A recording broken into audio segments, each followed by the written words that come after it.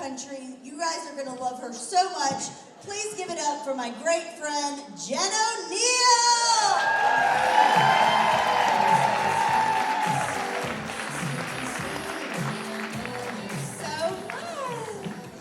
I was just backstage messing with my makeup. I feel so self-conscious, I'm just gonna tell you that. My face looks weird because I just got a chemical peel and it's peeling. And I forgot about that I had to perform tonight. Do you guys know what a chemical peel is? Yes, of course, it's a room full of women. Of course you do. Men have no clue though. Men have no, are there any dudes here? Or is it all the guys that work here? Okay. Well guys, if you're listening and you don't know what a chemical peel is, a chemical peel is when you go to the dermatologist because you have a rash on your elbow.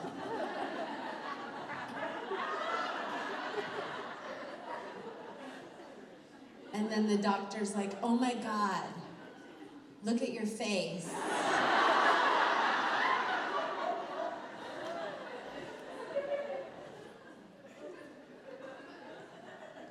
It looks like you've had life experiences and human emotions on it. That's disgusting. What do you say we take some acid and let's spread it all over your face and peel it off and get you a whole new one? So I did it, and basically what happens is over the course of a week, your face just kind of falls off, right? In chunks, just falls off. And then at the end, surprise, it was your face under there the whole time. It's a total fucking scam. It's a total scam. This is my fourth one.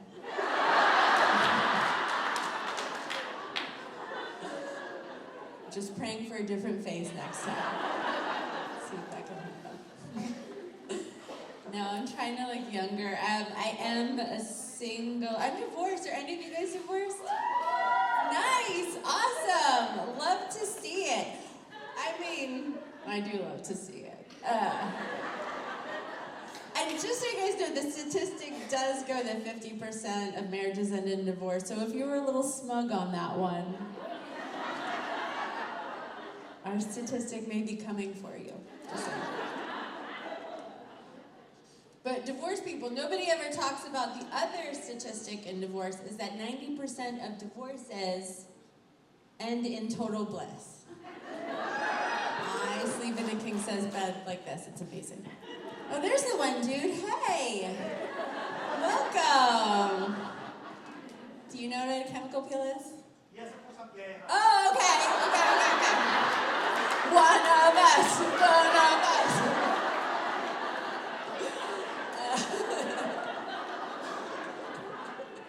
I love it. Yeah. So, okay, I've been divorced 4 years now. 4 years. But actually, like 10 years ago, me and my ex-husband, we were like this close to getting a divorce. We were so close to doing it, ready to pull the trigger. But then, you know, like, life happens and things get thrown at you and you go through stuff together as a couple, right? And what happened was his grandfather, that we were both really close to, he passed away suddenly and then left him this huge inheritance.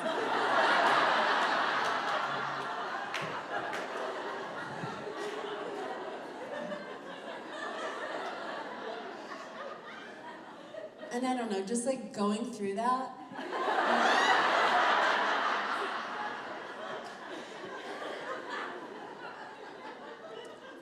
It just made me feel really close to him. For some reason. It just made me realize how much we needed each other. And then the money ran out and so did the love. It's weird how that happened. I got a divorce. No, we tried couples therapy. Are any of you guys in couples therapy? Yeah? Okay, good. Do you guys like it? Yeah, I really enjoyed it. I have to say, I loved having a third person in the room to mediate. It was cool because she would like guide us through our discussions and our arguments and stuff, and she would like chime in and remind my ex-husband to maybe take a step back and look at the big picture and try to appreciate all the things that I did for the family. And then she would chime in and she would remind me that yelling doesn't solve anything and maybe I need to keep my anger in check. And then I would remind her that we were on my insurance plan.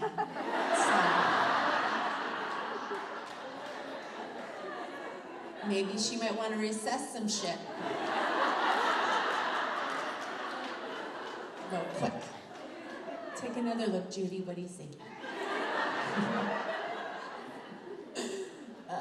No, I knew it was that we were getting to the end when I kept having all these like dreams. I would have dreams all the time about Jason Bateman. I love him. I don't know, I couldn't explain. I kept having all these dreams about Jason Bateman. And I would have this one recurring dream where it was like me and him, and I'm sitting on the couch, and he's sitting on the couch next to me, and he would just be like staring into my eyes, and then he would just listen to me talk for a whole hour. Like that kind of care and concern. Okay. All right. And then there was another dream that I had where I was walking down the street and then he was walking down the street and then we'd lock eyes and then I would just like pass out and then I'd wake up and he was standing over me and he'd go, "Are you okay? Are you okay? Are you kidding me?" If I fainted in front of my ex-husband, he would just be like, "So do I have to pick up the kids from soccer? Or get up?" And that's how it was towards the end. We didn't care about anything except for what we had going on that day. To be serious, if he got into a car accident and was in a full body cast, I would just be jealous of all of his pain medication and all the cool Netflix shows that he gets to watch. I would genuinely be pissed off. Dating is hard. Are any of you divorced people dating? Are you guys dating at all? Yeah? Okay. Yeah, I get it. Dating's interesting, especially at my age. I was dating this younger guy, though, for a little while. And that was really fun. That was fun. Why, you don't think I can date younger? I was just kidding. Are you dating a younger guy? Okay. They are fun. They could be so fun. But honestly, I had to stop seeing my younger guy just because the age difference just got to be way too much, you know? Because I'm 41 and he's 40.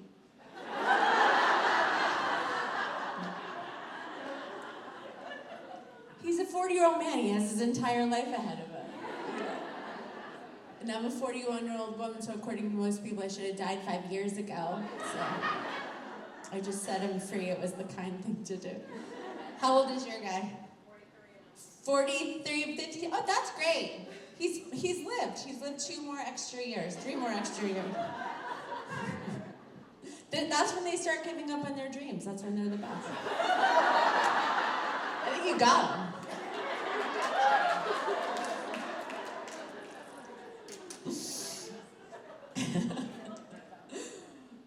And then I actually dated an older man last year, and that was fucking awesome. Have you guys ever dated older? Anyone? Yeah, it was awesome. That was really fun. It was awesome. He spoiled me. He took me to Italy, which was so fun. I know. And I went and I bought all these really cute outfits because I wanted to look really good for him. I wanted him to be so proud to be with me. I wanted people to see us together and be like, "Wow, look at that guy's daughter."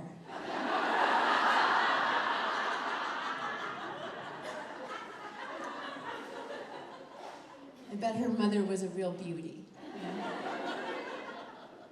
I wanted people to be like, "Why is she sitting on her dad's lap like that?" It's cool. I wanted to freak people out, and I feel like I achieved it. No, but recently I was dating, my boyfriend and I broke up a couple weeks ago. He was a little bit older than me. But it's fine. Honestly, when you're older and you're dating, you're just we're not compatible, and you end it right there, right? We were just 2 totally different people. I'm a comedian, I'm a silly person, I'm not a serious person. He's one of those really type A people that works out all the time and only talks about protein. And he would always, you know the type. And he would always say things to me like, "Don't you want to be a little bit better tomorrow?"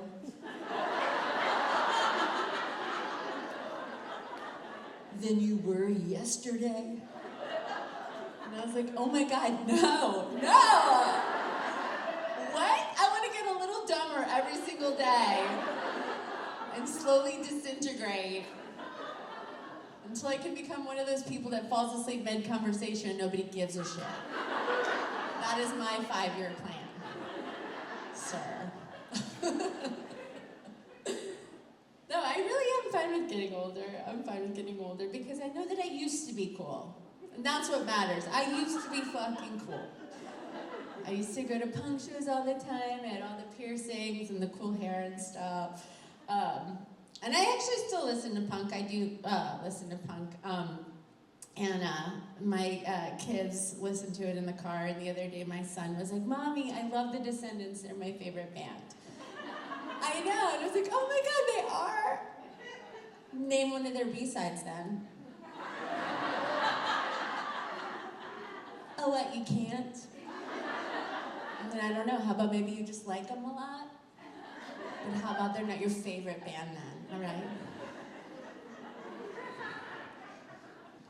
Did you see them at the 40 Watt in 98 when they came with Bouncing Souls? Were you there? Because I was, and I didn't see you.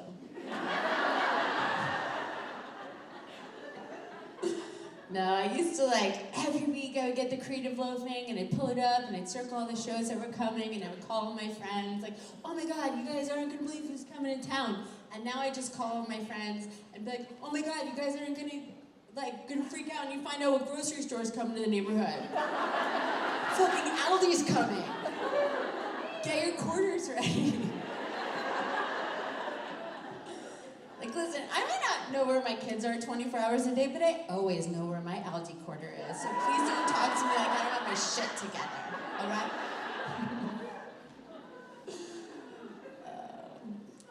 Do you guys like true crime at all? Yeah, okay. Yeah, we're women, we do, of course. I was actually just on a show on Investigate. I used to have a true crime podcast because I am a white lady. They just give them to you. And, so I was invited to be on this show on Investigation Discovery. It's called Seduced to Slay. I am bragging. And my episode was called Murder on My Bingo Card. Yeah, it's good. It's real good. And just to give you an idea of who the experts were on this show, so it was the mother of the murderer, the people, the talking heads, the mother of the murderer, the neighbor of the person that was murdered, the detective that solved the murder, and me. A comedian that just watches a lot of TV. I was like, all the information I have is from watching your channel. And they're like, yeah, we're fine with that. And I was like, is it funny? And they're like, no, not at all. No. I was like, does it pay money? And they're like, a little. And I was like, I'll do it. Because I'll do anything for a TV cred. And I really just told you guys that story because I want you to know that I was on TV. No, but I do love true crime. So there's no couples here, right? Do your partners like that you guys like true crime? No? Yeah, okay, I got a real big no. Because he thinks you're gonna murder him? Yeah. I know, they all think that. And it's like, grow up. We don't watch these shows because we want to murder you.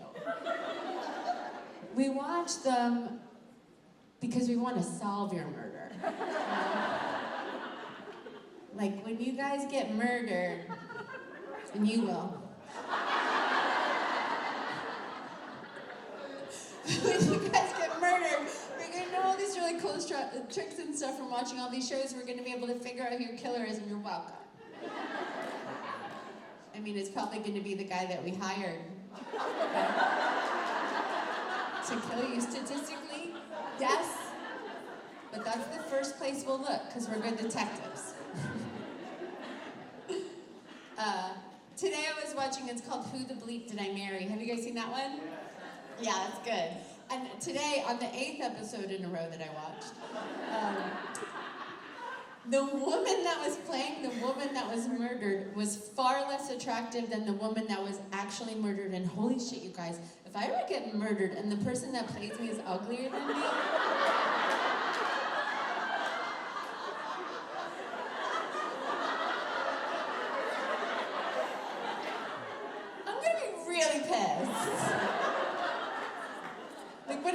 die for it, you know?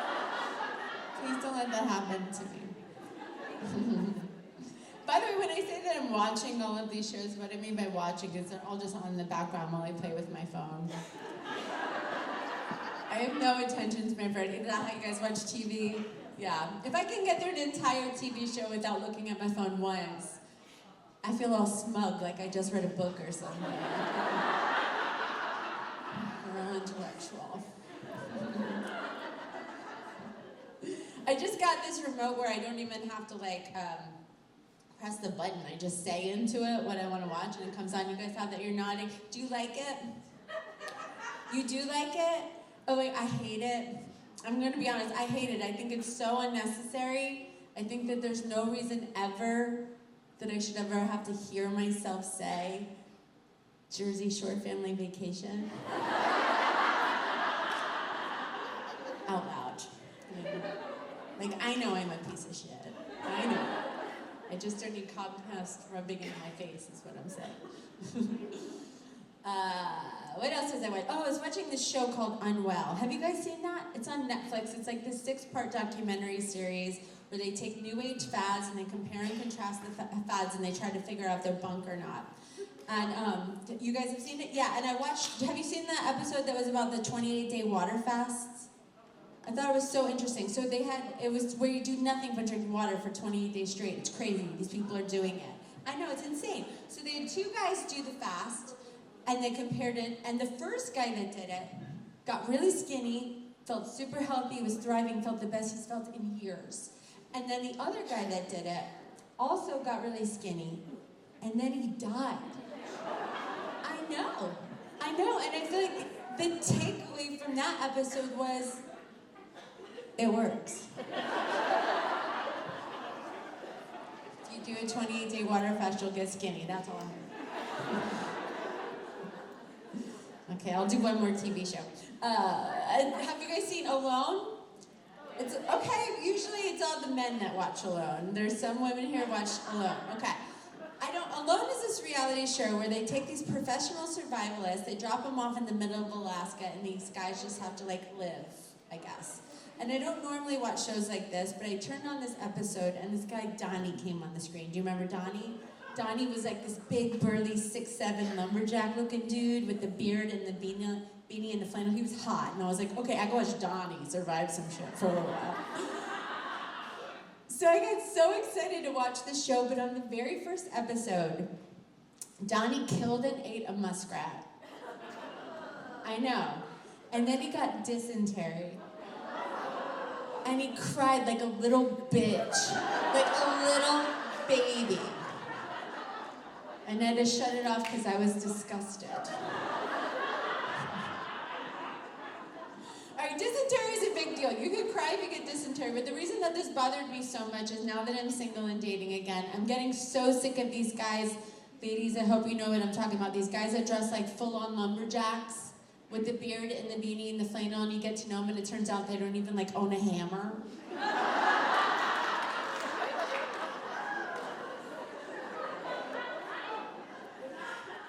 But they have a French press and a Chemex, and that makes no sense. Why does the lumberjack look attractive? It's attractive because they look useful, you know? They look like they can help out around the house and stuff. So guys, what I'm saying is, and I don't really see any lumberjacks here tonight, but if you were here, I would say to you, unless you can take care of this dead tree in my backyard that's making me a little nervous, and grind and remove the stump afterwards for free, please shave your fucking beard because it's false advertising and I'm sick of it. I'm sick of it. My ex-husband was a fake lumberjack. He totally tricked me. He's alive. I did not kill him. He is alive. He's a competitive power lifter. Do you guys know what that is? Yeah? Okay, for those of you that don't, a competitive power lifter, these guys, they work out 8 hours a day, 7 days a week, and at the end of each day, somebody picks something up and puts it back down, and then 4 people in the room go apeshit. that's it.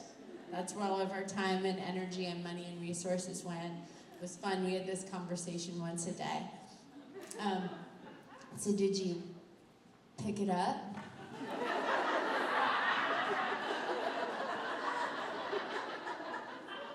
Oh, cool. And then what happened? You put it back down? Nice. So I don't know, when do you think might be the next time you might pick it up again? On tomorrow? Cool. And that was our lives every single day. And people were always like, oh, that's so cool, your husband's a competitive power lifter. I bet he's super helpful and handy at home and stuff. But no, he didn't take his work home with him. He left it at the gym. This one day, he actually asked me to help him move the refrigerator. I know, and I was just like, dude, isn't this like everything you've ever wanted? This is your big moment. Go in there and get him. So I have a daughter that I try to teach about self-love and body positivity and stuff because her dad's obsessed with his body and I do stupid shit like get chemical peels. So I tell her all the time, like, listen, you're perfect, you're beautiful, there's nothing wrong with you. Even if there's something you don't like about yourself, own it and wear it like a badge because that's what makes you perfect. And she was like, oh, like how your teeth are crooked but you smile anyways? Yeah, body positivity, I just said that. Like, I love my daughter. I do, I love her so much. But I don't know, just sometimes I just kind of feel like if we weren't related,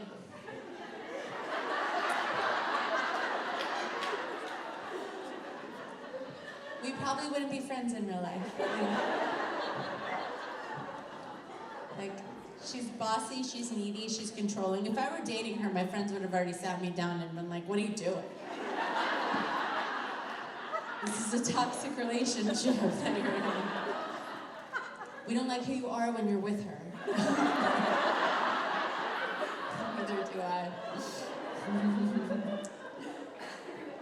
The other day I woke up and I had all these red circles around all my problem areas and she was just standing at the foot of my bed with a Sharpie like, just pointing out some other things you might want to own and wear like a badge.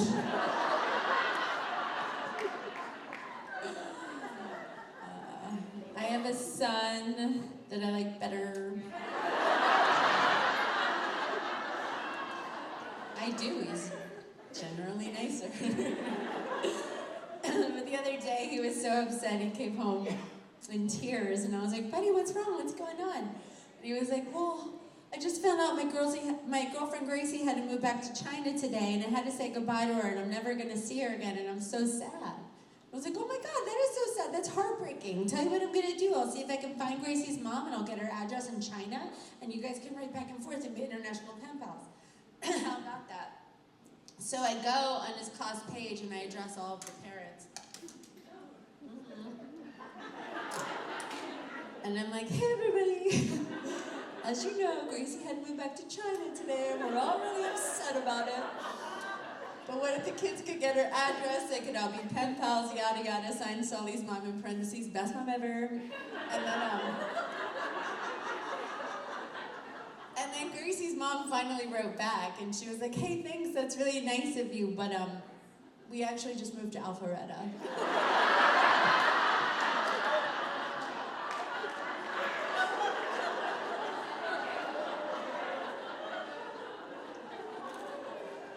And by the way, we're Korean.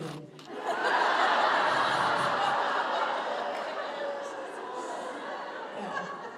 I was like, hey, Sully, come here for a second. Great news. Your girlfriend didn't move to China, but now your whole school thinks we're racist. And we're gonna have to move. Probably to China. I can't tell you guys how much I wish that that was a joke that I wrote. And not a thing that 1,000% happened from Bank Elementary, sorry. Just kidding. Yeah. I really do love being a mom so much. I love being a mom, but I don't think I'm gonna have any more just because I hated being pregnant. Did you guys like pregnancy? No? Who said yes? Liar. You did? Why? You can't even remember why you liked it. No, you don't. You don't like it. Pregnancy, I hated it. I hated every second of it. But actually, the first 3 months, I think, were the worst. The first 3 months are the worst because that's when nobody can even tell that you're pregnant yet, but you feel so bad. It's like having the flu every day, but nobody cares, you know? And you still have to, like, function and go to work and stuff, you know? So it's just a lot of walking around with, like, this face on all the time, and nobody knows why you look like that, but you're just holding in the puke and trying not to smell things, you know?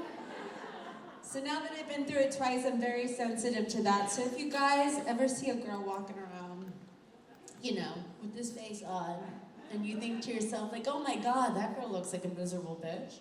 Like, hey, maybe be cool and ask her first if she's pregnant.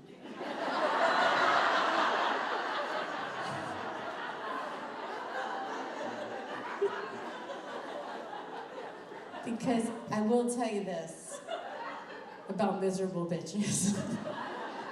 They love it when strangers walk up to them and ask them if they're just give them a shot. You guys have been so amazing. This has been so fun.